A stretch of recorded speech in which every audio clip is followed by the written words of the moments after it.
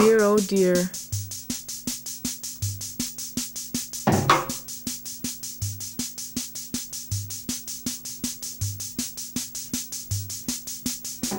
Doctor, I'd like some information about birth control.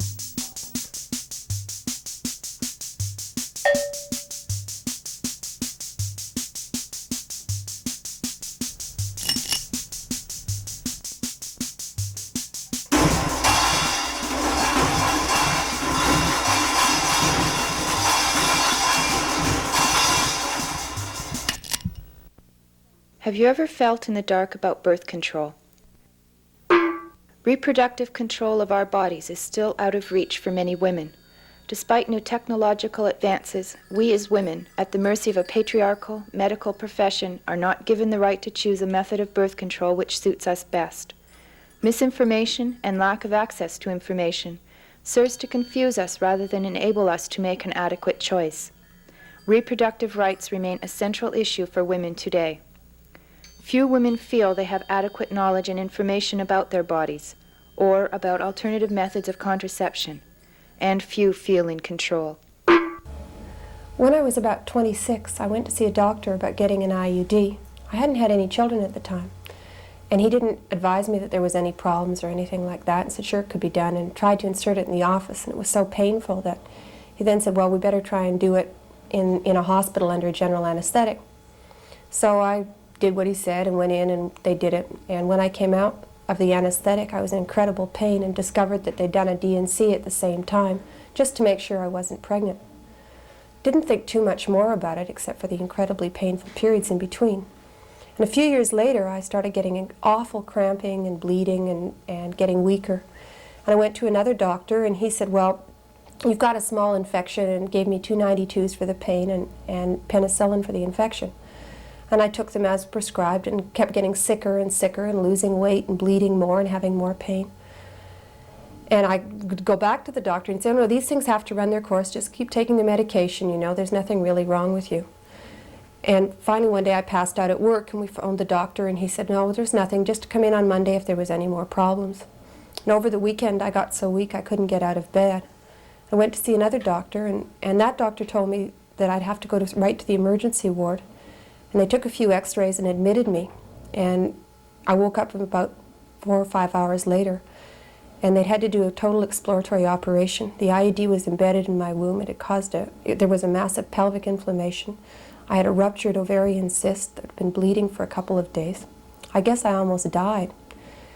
And when I tried to find out what had caused the cyst, nobody'd tell me. When they didn't tell me whether the IUD had embedded when it was first inserted or later. And they didn't even tell me whether there was any relationship between the pelvic inflammation or the IUD. And you know, to this day, I never really felt that I was in control of my body or what had happened to me or what kind of remedies were being prescribed to take care of the problems I had. During the Middle Ages, the art of healing was linked to the spirit of motherhood. Most women were expected to have an understanding of herbs and healing techniques. These women traveled widely to share their skills. Many of their inventions have stood the test of time. Ergot derivatives are still in use today to hasten labor and aid in recovery from childbirth.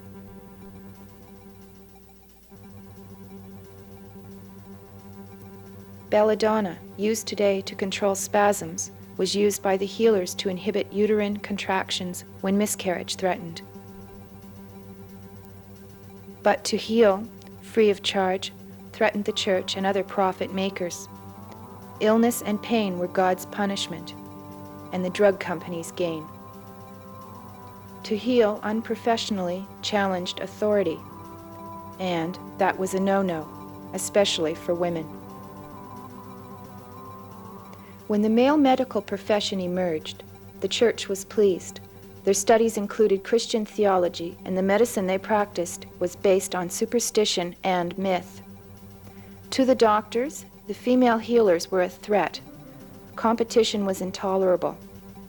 Lucky for the doctors, they had friends in high places. Governments passed laws condemning these uneducated women who dared to cure. The church denounced non-professional healing as equivalent to heresy.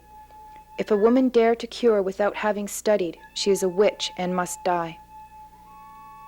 Millions of women were burned at the stake during the Middle Ages in the ensuing witch hunts. Their destruction marked the triumph of the male medical profession. The strong network of information sharing had been destroyed. Medical knowledge now rested solely in the hands of the doctors, and we have been paying dearly ever since.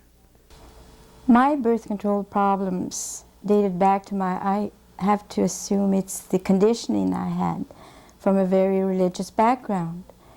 Because when I had to use birth control, it seems as if the methods I wanted to use was disapproved by the church and the family, and my husband too, because he was conditioned in the same church. And for the first few years of my married life, I didn't use it. I wanted children, so I had 2 children, but I didn't want any more after that. And the church allowed us to use birth control for 2 years, because in my development at 15, they told me that the woman was in control. And so I didn't really enjoy sex. And that was another cause of my problems in my marriage. And I wanted to enjoy sex. So the church gave us permission to practice birth control for 2 years until I learned to enjoy sex. And at the end, I did. At the end of 2 years, I enjoyed it. I wanted sex. I wanted intercourse, but I didn't want children. So I wanted to practice birth control some more, but the church and my husband were against the idea. And so I had to go to doctors who prescribed some methods, which weren't too successful for me, but it's by talking with other women at that time about my problems that they told me about a lot of the methods I could use. And I felt it was all against the church, so I felt as if I had to leave the church. And from that day on, I felt very comfortable. I had 2 more children, but they were controlled. They were children I wanted at the time. And I've been feeling good about it. So birth control now I don't have that problem. I've gone through my change of life. So once I took control of my own body and decided my own form of birth control and decided to leave the church and my husband out of those decisions, then I was much happier. Feminist activists have long fought the battles for a woman's right to adequate birth control. Socialist feminists like Emma Goldman fought to improve the condition of working-class women's lives. A woman's development, her freedom, her independence, must come from and through herself. First, by asserting herself as a personality and not as a sex commodity. By refusing the right to anyone over her body. By refusing to bear children unless she wants them. By refusing to be a servant to God, the state, the society, the husband, the family. By making her life simpler, but deeper and richer.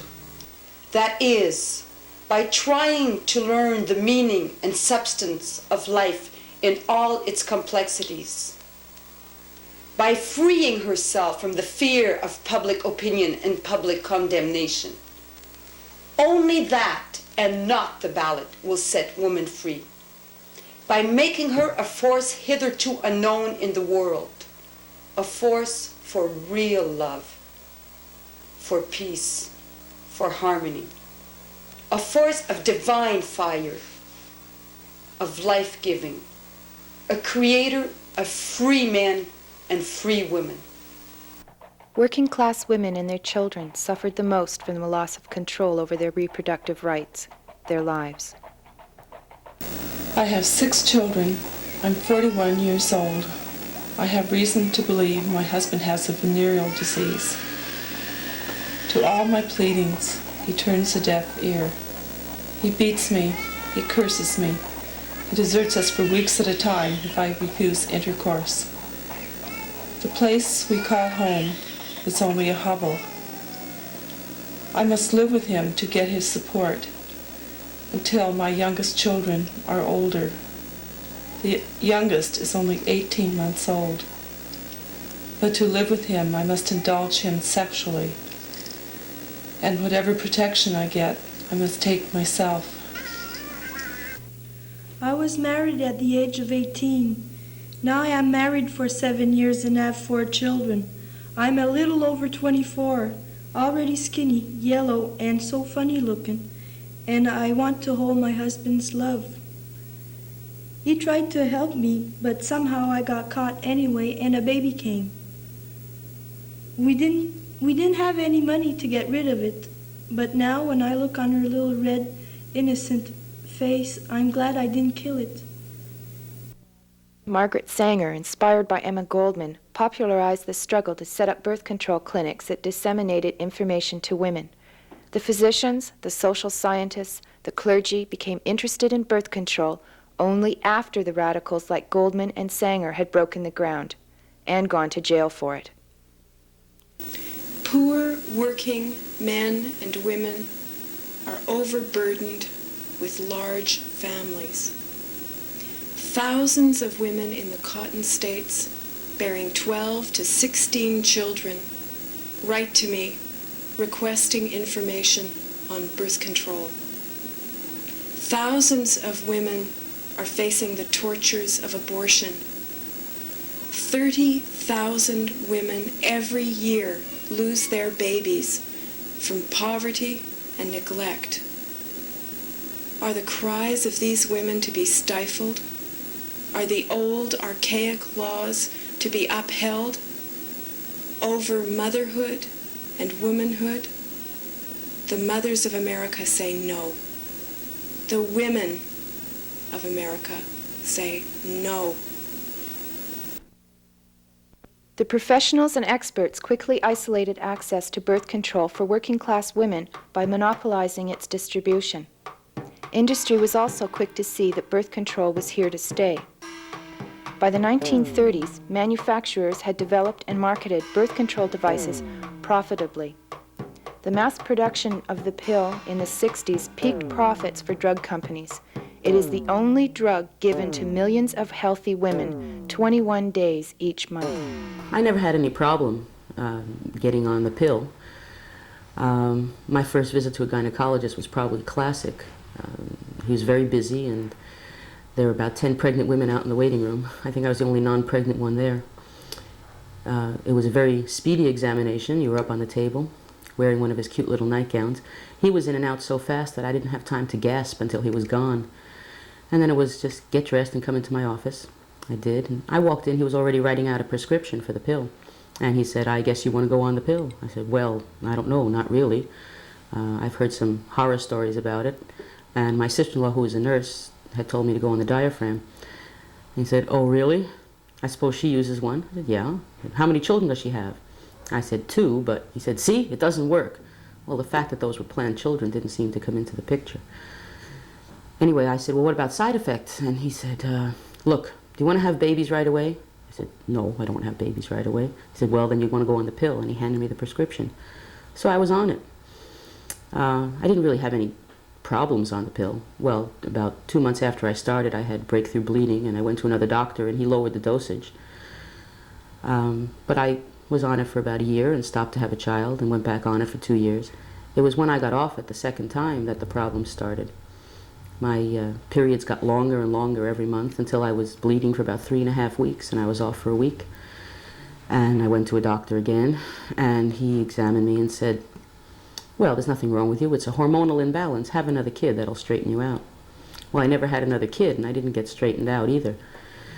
And then I started having some other problems. I started growing hair in some most unladylike places, and the doctor just didn't seem to think that there was anything in that. I got my period back to normal by doing some vitamin therapy on myself, which doctors don't seem to believe in or know about. But I've been off the pill for 10 years, and I'm still fighting the side effects. I have a doctor now who seems to know some reasons why these things have happened, and we're maybe on our way to turning me back into a female. I feel like I've always been treated as a case, a number, an OHIP fee. I don't think my questions have ever been answered in a straightforward manner. I just don't feel that I've ever been in control of what's happened to my body. Government controls on pill marketing and research forced many international pill companies to go abroad to test and market questionable birth control products. U.S. foreign policy condones sending unsafe IUDs and dangerously high estrogen birth control pills, as well as other less familiar contraceptives, such as Depo-Provera, to third world countries.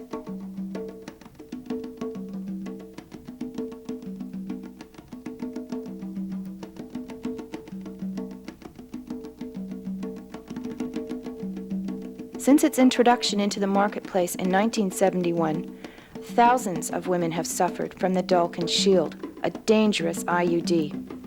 By 1972, manufacturers suspected that the American public was not going to prove a profitable marketplace for this device. And when in 1974, the American government banned the sale of the Dalkin Shield in the States, the dump began. Undaunted by the harm caused by the Dalkin Shield, manufacturers turned around and sold hundreds and thousands of these dangerous IUDs to the U.S. government. They got a good price for them, 48% discount because they were not sterilized. The government in turn distributed these IUDs to third world countries through the Agency for International Development. But third world women are still paying in pain for the greed of multinationals. I was fairly young when I started sleeping with my boyfriend, and I didn't know anything at all about birth control. We didn't take it in school. My parents didn't talk about it. I just didn't know. So when I was 18, my boyfriend and I were going traveling together. We decided that for sure I should know we should get some form of birth control. So I made an appointment to the doctors, and I was an incredibly shy kid, and I was extremely fearful about doing this, but I went to the doctor's office, and I braced myself, and when he came in, I said, well, I want to know about birth control and about the different methods. And he didn't even look at me. He just looked at his desk and said, I don't believe in family planning, and left. He just walked right out. I didn't know if the appointment was over, if he was coming back, if he was bringing me some information, maybe a nurse was coming to see me. I waited a little while, but finally I left. I just couldn't believe it. It took me about 2 years before I finally worked up enough nerve to go back and see another doctor. And during this whole time, the only birth control I practiced was withdrawal. I was much less afraid of getting pregnant than I was of going back to see another doctor and going through another experience like that again. So it wasn't until I went into a family planning clinic that I met some people that I was able to discuss birth control with. And they were very helpful.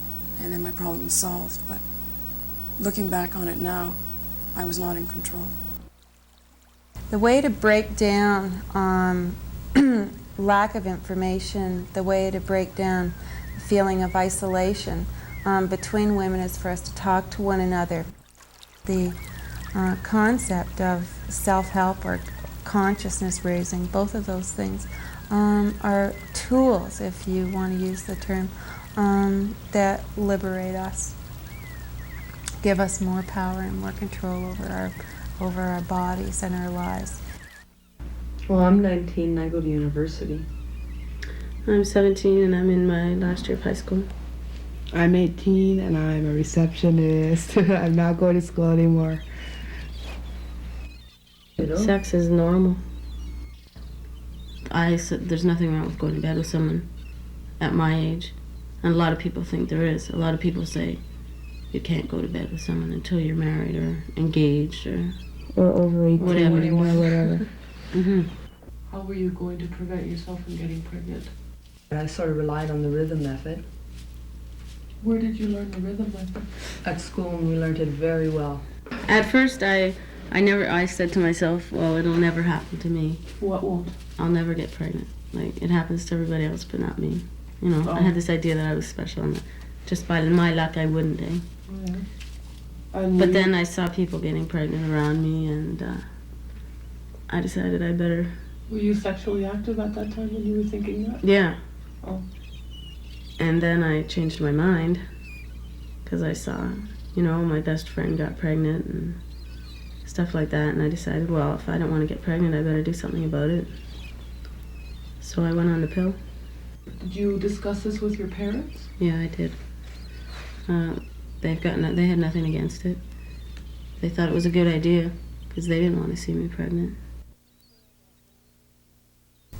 I think that it's clear that when we have some information with which to arm ourselves, that doctors feel threatened, because traditionally doctors are the ones who have had all of the power because they've had all of the information in the language, and we're starting to reclaim what is ours. Did you go to your family doctor, or where did you get that? At my family doctor, he did no examination. I just went in there for a few odd things, and at the end I said very matter-of-factly, can I have a prescription for the pill? And he started writing one out, and was still in the process of writing one out when he asked my age. And if my periods were regular, finished writing it out and handed it over to me. No examination, no talking. How old were you? 17. When I went, I was 16, and I was really, really afraid of my parents finding out. And since they have the same doctor as I do, I just didn't want to go. I was too paranoid. So I went to the clinic, because they don't say nothing to anyone. How do you know that? Well, because they told us that. Well, how did they discuss the pill with you? They didn't. They just asked why I wanted to go on it, and then they said how to use it, like if I wanted the 21 or the 28 day, and then what day you start on, and that's it. A client under the age of 16 years will be able to receive information. She will be able to receive counseling. If it comes to medical treatment, then it could be difficult. We certainly are not going to jump on the phone and call the parents, but the client herself is encouraged to talk to the parents. I would like to admit here we've had a lot of success with that, and it's very helpful. 14, 15 years old, on the pill. They need somebody to coach them.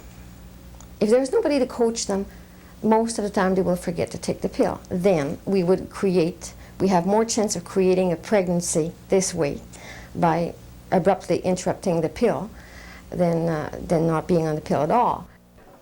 How do you feel about renewing your prescriptions? Do you feel shy at the counter when you go to the drugstore?